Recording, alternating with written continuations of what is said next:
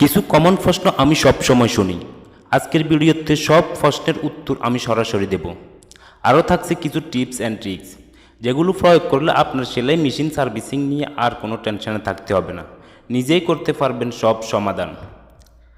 তার আগে বলে নিতে চাচ্ছি, আপনি যদি এই চ্যানেলে নতুন হয়ে থাকেন সাবস্ক্রাইব করুন। সাবস্ক্রাইব করে পাশে থাকা বেল বাটনটিতে প্রেস করে রাখুন। আর যদি অলরেডি সাবস্ক্রাইব করে থাকেন, থ্যাংক ইউ সো মাচ। সর্বপ্রথম আমি যে টিপসটি দেব নর্মাল, দ্বিতীয় যে দুইটি টিপস দিব ইম্পর্ট্যান্ট, তৃতীয় যে দুইটি টিপস দিব মোস্ট ইম্পর্ট্যান্ট। চলুন কথা না বাড়িয়ে সরাসরি কাজে চলে যাই।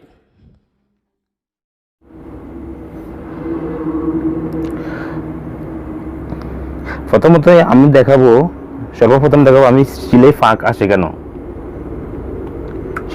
কেন। তাহলে দেখুন কেন ফাঁক আসে।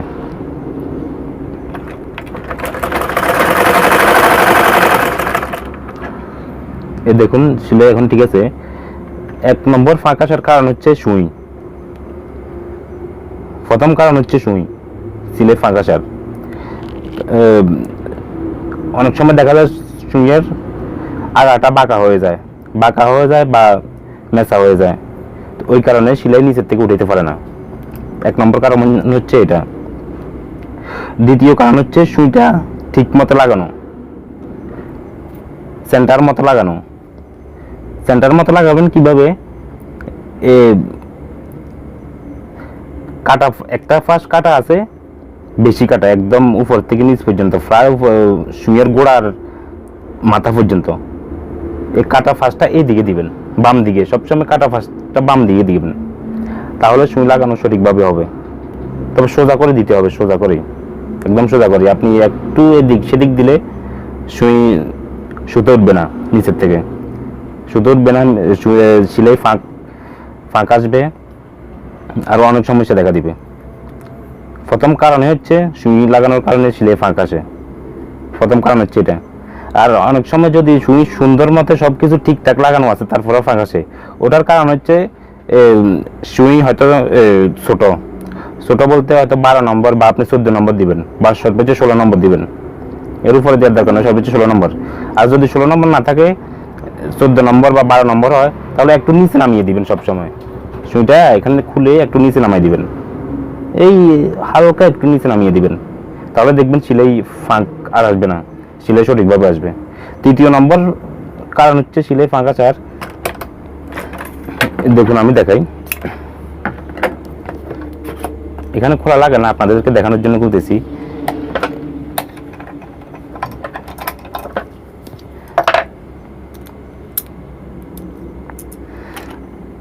এই দেখুন, এটার নাম হচ্ছে শাটেল। এই শাটেলের কারণে অনেকগুলো সমস্যা দেয়। অনেকগুলো কারণে সমস্যার সমাধান হচ্ছে শাটেল। এখানে ধার হয়ে যায় অনেক সময়। আর এই আগাটা দেখতেছেন না, এই আগাটা আস্তে আস্তে ছোট হয়ে যাওয়ার পর এটার কার্যক্ষমতা কমে যায়। আর এই দিকটা দেখছেন, এই দিকটা উপরের দিকটা, এই দিকটা বাড়ি খেতে এটাও ক্ষয় হয়ে যায়। দেখেন এটা একটু ক্ষয় হয়ে গেছে, দেখা যাচ্ছে কিনা আমি জানি না। দেখেন একটু ক্ষয় হয়ে গেছে না বাড়ি খেতে। এটা খেয়াল রাখবেন। এটা ক্ষয় হয়ে গেলে অনেক সময় সুতা কেটে যায়। তো ওটা কি করতে হবে? এখানে দাঁড় হইলে সুতা কেটে যাওয়ার সম্ভাবনা আছে, তাই এটা আমি পরে বুঝিয়ে দিতেছি। তো এটা চেঞ্জ করে দিলে ফাঁক মারাটা সেরে যাবে আশা করি। আর সুতা কেন কেটে যায় এটা আমি নেক্সট টাইম বুঝিয়ে দিচ্ছি আপনাদেরকে। আমি লাগিয়ে নিলাম শাটেল এবং ববিন কেজ সব।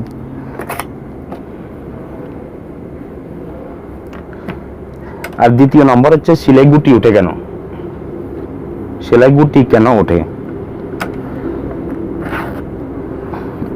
এই দেখুন,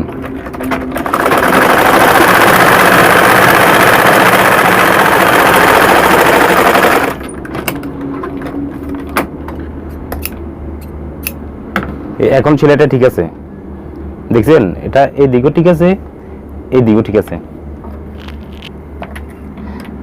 আমি এখানে লুজ করে দিলাম, দেখুন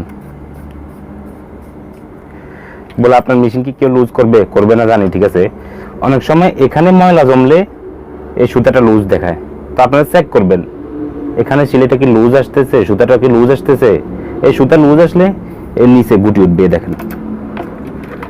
লুজ আসার মূল কারণ হচ্ছে, সর্বপ্রথম কারণ হচ্ছে এখানে ময়লা জমা।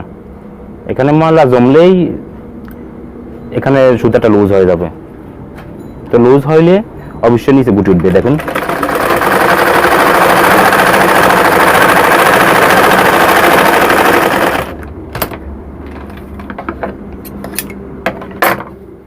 এই দেখুন, দেখছেন সিলাইটা নিচে গুটি উঠছে, পুরোটা সিলাই নিচে গুটি উঠছে।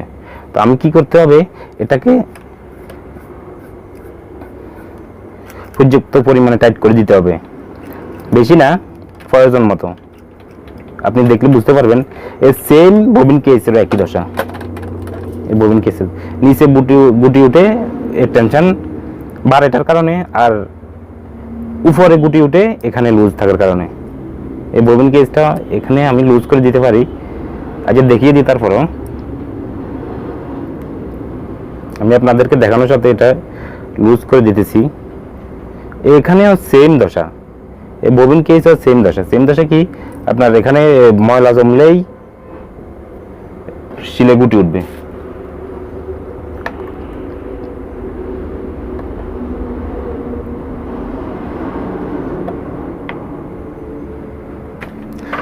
আমি ভিডিও লেন্থ করতে চাচ্ছি না, তো ওই কারণে এটা খেয়াল রাখবেন। এটা আমি এখন খুলবো না, কারণ হচ্ছে ওই ভিডিওটা লম্বা হয়ে যাবে। তো এখানে যদি শিলের সুতাটা লুজ আসে, এখন ঠিক আছে, যদি লুজ আসে তাহলে উপরে ডিস্টার্ব করবে, 100% উপরে ডিস্টার্ব করবে। তাহলে আমরা কি করতে হবে, উপরে যেমন নিচেও তেমন প্রয়োজন অনুযায়ী এটা টাইট রাখতে হবে। টাইট রাখলে সিলাই ঠিক মতো হয়। সিলাই গুটি উঠে কেন, এটা গেল। তৃতীয় হচ্ছে মেশিন জ্যাম হয় কেন।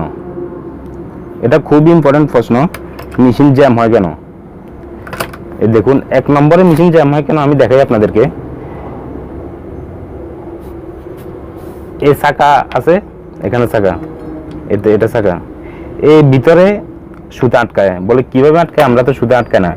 এই যে আমি এখানে সুতা রাখলাম, ববিন কেস রাখলাম এই দোয়ালের সাথে, এই সুতাটা এভাবে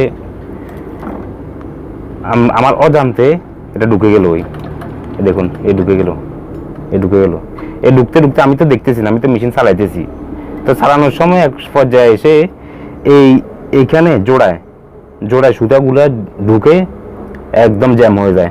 তো জ্যাম হলে কোথাও দেখা যায় না কি হয়েছে, না জ্যাম কোথায় হয়েছে, কেমনি হয়েছে। তো আপনি এখানে দেখবেন না, আপনি ইচ্ছে করলে এখানে কিছু দেখা যায় না, দেখা যাওয়ার কোনো সম্ভাবনা। আপনি একদম নিচ করে তাকালে দেখবেন যে সুতায় 1-2টা দেখা যায়।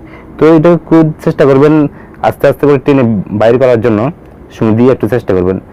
তো এরপরে অনেক সময় দেখা যায় যে সবগুলো বাইর করা যায় না, অনেকগুলো থেকে যায়।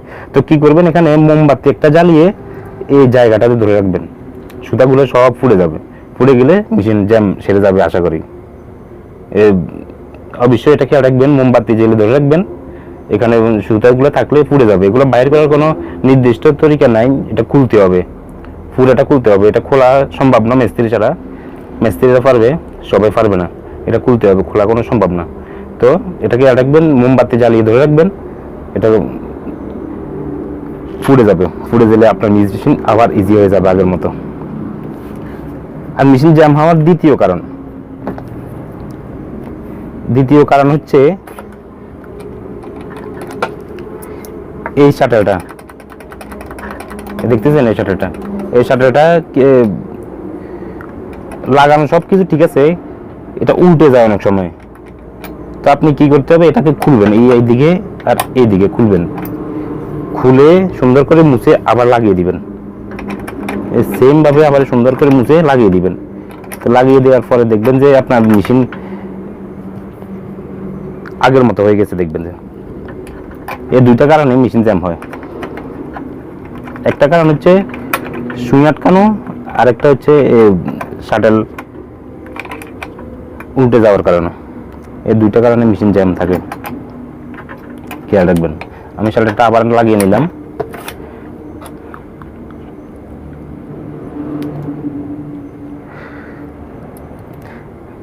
এই পঞ্চম প্রশ্ন হচ্ছে মোস্ট ইম্পর্ট্যান্ট, এটা খুব সুন্দর করে খেয়াল রাখবেন, খুব সুন্দর করে খেয়াল রাখেন। মেশিনে সুতা কাটে কেন? এই প্রশ্নটা শুনতে শুনতে আমার কান জ্বালাফালা হয়ে গেছে। মেশিনে সুতা কাটে কেন ভাইয়া, মেশিনে সুতা কাটে কেন? দেখুন মেশিনে সুতা কাটে কেন, এটা দেখেন, দেখলে আপনিও পারবেন, বুঝতে পারবেন। একদম আমি ইজিভাবে বুঝাবো আপনাদেরকে মেশিনে সুতা কাটে কেন। মেশিনে সুতা কাটার 1 নম্বর কারণ হচ্ছে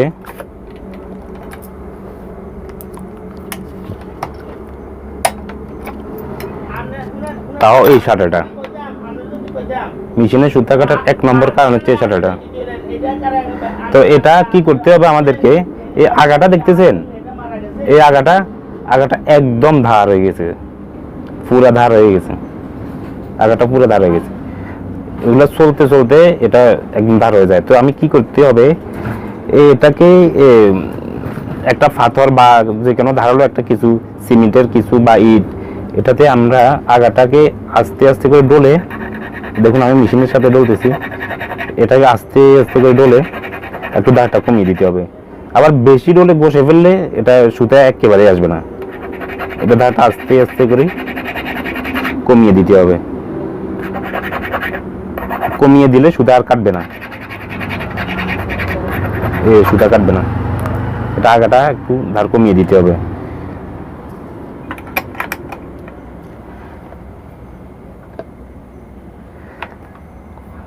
আচ্ছা গুলো তো সুতা কাটার দ্বিতীয় কারণ হচ্ছে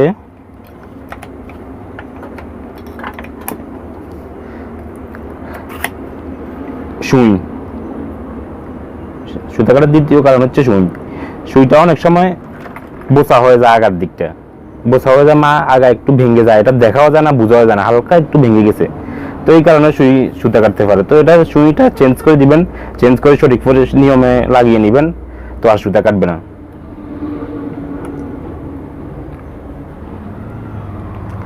আর তৃতীয় কারণ হচ্ছে ববিন কেসে সুতা কাটে। এই দেখুন এই ববিন কেস, ঠিক আছে, এই ববিন কেস এই মুখের দিক কেটে যায়, একটু পরে 2 ইঞ্চি সেলাই করলে মুখে দিয়ে কেটে যায়, মুখে দিয়ে কেটে যায়, মুখে দিয়ে কেটে যায়, মুখে দিয়ে কেটে যায়। তো এটার কারণ হচ্ছে শাটল, এটার কারণ হচ্ছে শাটলটা চেঞ্জ করে দিবেন, সব ঠিক হয়ে যাবে। আর ববিনে সুতা কাটে এই পরিমাণে এই জায়গাটাতে কেটে যায়, এটার কারণ হচ্ছে শাটলের কারণে, শাটল ধারের কারণে এখানে সুতা কেটে যায় বারবার, একটু পরে কেটে যায়। তো এটা অনেক সময় শাটল পাওয়া যায় বা বাজার থেকে আনতে হয় বা মার্কেটে যাইতে হয়, তো অনেক সময় দেরি হয়ে যায় বা কাজ করতে হবে। তো কি করবেন, এটাকে এদিকে উঠিয়ে এদিকে দিয়ে দিবেন। আপনারা ভালো করে দেখুন, এটা ভালো করে দেখুন একটু, এদিকে দিয়ে দিবেন। তাহলে এই অন্তত পক্ষে ববিন কেসের সুতা আমি গ্যারান্টি দিলাম এভাবে কখনো কাটবে না, আমি গ্যারান্টি দিলাম। যদি কাটে আপনারা আমাকে কমেন্টে জানাবেন, কাটবে না আমি 100% শিওর দিলাম, এখানে আর কাটবে না। আমি আবার দেখিয়ে দিতেছি, এই তো নিয়ম তো এইদিকে দিয়ে আসে সুতাটা। তা আপনি এটাকে একটু উঠিয়ে নখ দিয়ে ধরে একটু ফাঁক করে এদিকে দিয়ে দিবেন, বাস। এটা আমি 100% শিওর, কখনো আর সুতা কাটবে না, নিচেরটা কাটবে না, উপরেরটা কাটতে পারে, উপরেরটা কাটলে আপনি সেটা চেঞ্জ করে দিবেন।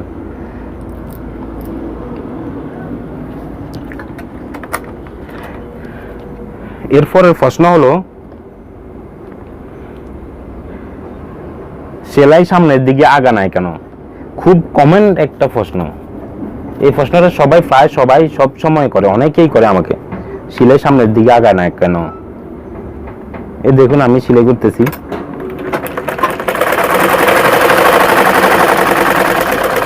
আমি না ধরলেও সামনের দিকে যাচ্ছে, দেখেন আমি ধরার দোকানে দরকার, আমার হাত এখানে সামনের দিকে যাচ্ছে। আর অনেকে সেলাই করার সময় সামনের দিকে কাপড়টা যায় না, কাপড়টা মুচড়ে ভিতরের দিকে ঢুকিয়ে ফেলে, দাঁতের ভিতরে ঢুকিয়ে ফেলে। এটার কারণ হচ্ছে কি, আমি আপনাদেরকে দেখাই। এটার প্রথম কারণ হচ্ছে দাঁতি, এটা প্রথম কারণ হচ্ছে দাঁতি, এই দাঁতগুলা, এটার নাম দাঁতি। এই দাঁতগুলা অনেক সময় ক্ষয় হয়ে যায়। এই ক্ষয় হয়ে যাওয়ার কারণে এটা উঠে না, কাপড়ের সামনের দিকে আগায় না। আর হেমের কারণে, এই দাঁতির কারণে আর হেমের কারণে সিলাই সামনের দিকে আগায় না। তো আমি আপনাদেরকে এটার সমাধান একদম খুব সহজে দিতেছি, আপনাদেরকে একদম দেখিয়ে দিতেছি, একদম ভেঙে চুরে একদম শর্টকাটে সুন্দর করে বুঝিয়ে দিতেছি। আপনারা নিজেরাই এটা ঠিক করতে পারবেন। এই দেখুন, আমি এটাকে এখানে এটা আছে না, এই গোল একটা নাট, এটা আমি খুলতেছি। দেখুন,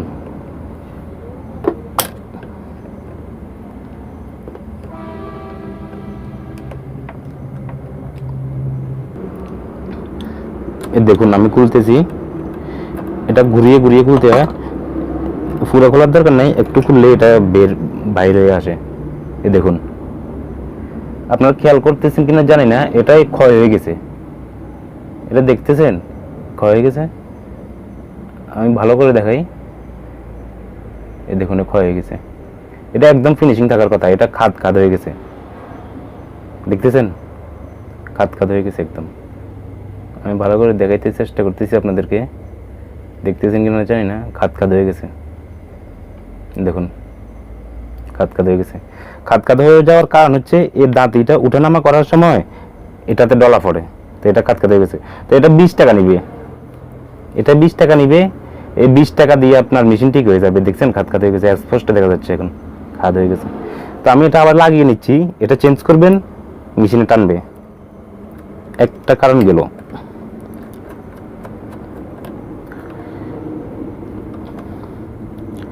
সামনের দিকে কাপড় না আগানোর একটা কারণ গেল। এর দ্বিতীয় কারণ হচ্ছে, আমি আপনাদেরকে দেখাই, খুলে দেখাতে হবে, না দেখলে বুঝবেন না। খুলে না দেখালে বুঝবেন না, কিভাবে লাগাবেন এটাও দেখিয়ে দিচ্ছি।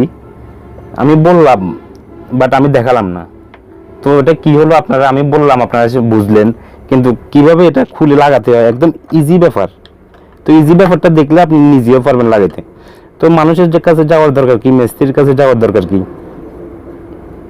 আপনাদের সুবিধাতে আমি দেখিয়ে দিচ্ছি। আমি চাচ্ছি না ভিডিওটা লেন্থ করতে, তারপর লেন্থ হয়ে যাচ্ছে আপনাদেরকে বোঝানোর কারণে। তো দেখুন, এই দেখুন এখানে দুইটা নাট আছে, এই দেখুন এই একটা নাট, এই একটা নাট, এটা হচ্ছে দাঁতিটাই আলাদা, সম্পূর্ণ পুরো দাঁতিটা আলাদা। দেখতেছেন উঠতেছে, এই একটা নাট, এই একটা নাট। আমি আপনাদেরকে খুলে দেখাই, তাহলে আপনারা সহজে বুঝবেন। আমি খুলে দেখাই সুন্দর করে, তো আপনারা সহজ অলরেডি খুলে ফেলতেছি বা খুলে গেছে। দেখুন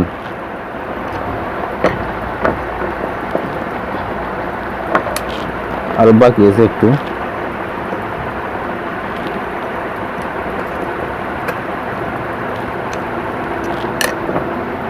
আমি হাত দিয়ে খোলার চেষ্টা করতেছি। একটা নাট খুলছে, এখানে দুইটা নাট থাকে, এই দুইটা এই দেখুন, এই দেখুন এই খুলে গেছে, এই দেখতেছেন খুলে গেছে। এটা দাঁতিগুলো ধার কমে যায়, তো এটাও নিবে 20 টাকা। দাঁতিগুলো ধার কমে যায়, এটাও নিবে 20 টাকা। তো এটা চেঞ্জ করতে পারেন, এই 20 টাকা, এই 20 টাকা, এই 40 টাকা দিয়ে আপনি মেশিনে সামনের দিকে কাপড় আগায় না কেন, এটার সমাধান আপনি 40 টাকা দিয়ে খুঁজে পাবেন, বাস শেষ এই সমাধান। আর সবসময় খেয়াল রাখবেন, এগুলো পরিষ্কার রাখতে হবে। এই দেখতেছেন ময়লা জমছে, ময়লা জমার কারণে মেশিন জ্যাম হয়ে যায়। দেখতেছেন এই ময়লা, এই মেশিন এগুলোর কারণে মেশিন জ্যাম হয়ে যায়। তো এগুলো পরিষ্কার করতে হবে, সুন্দর করে পরিষ্কার করে মুছে আবার লাগাইতে হবে। তো আমি এটার সমাধান দিয়ে দিলাম, কাপড় সামনের দিকে আগা নাই কেন, এটার সমাধান পেয়ে গেলেন আশা করি।